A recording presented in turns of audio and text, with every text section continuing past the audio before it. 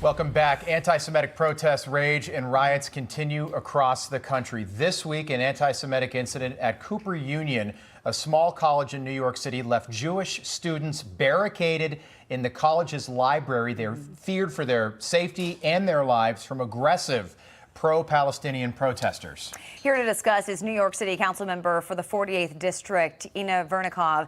Now, Inna, thank you so much for joining us. This incident at Cooper's Union is receiving a lot of press. We've heard a lot about it over the last 24 hours, along with a ton of outrage as well. You've called for the school's president to quit. Walk us through what happened, why this should be concerning to Americans everywhere.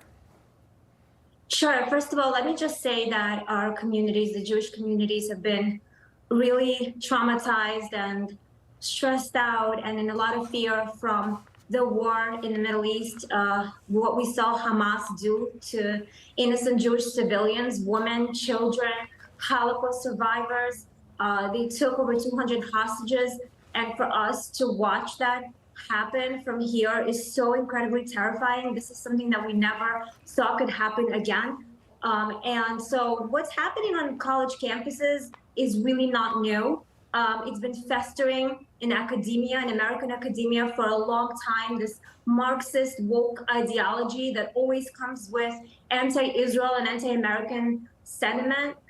We've been warning about this for a long time, and this is the result, what we're seeing right now. Yeah. And it was absolutely horrifying to see students locked in the library, scared for their lives. And I have to say, 2 nights ago, I spoke to 4 of the students. 3 of them were the students that were locked in the library, and they are absolutely terrified. I don't care what anybody else says. They were scared for their lives. They had nowhere else to go. And the school knew they should have prevented this, and they didn't. And the president... I'm sorry, I want to just jump in, just so, because I want everybody at home to know exactly what we're talking about. So we're at the library. You agree with this statement that if you are protesting, pro-Palestinian protest, you're tacitly endorsing Hamas? Would you agree with that statement? Right now, absolutely. Okay.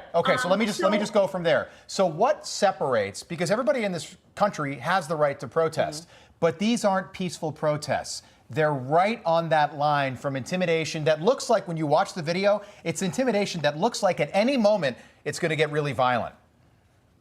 Yeah, I mean, look, I was at a Brooklyn College protest last week, and they were doing these protests at exactly the same time that Jewish women were being raped, murdered, that innocent babies were found burned to death. What are you protesting exactly? If you want to talk about an alleged occupation, first of all, the occupation is taking place by Hamas. It's not by Israel. Second of all, let's talk about that later. But to do that at a time when Jewish women, men, elderly, and Holocaust survivors are being raped, murdered, and slaughtered, that just means you're staunchly pro-Hamas. What is it that you're supporting when you're protesting during this time? Yeah. Whatever happened to good old-fashioned American values? You know, it's so awful to see this. We're not even 3 weeks removed from the worst terrorist attacks we've seen on Jews since the Second World War. Councilwoman Vernikov, we'll pick up this conversation next week. Thanks so much for being with us. Thanks so much for having me.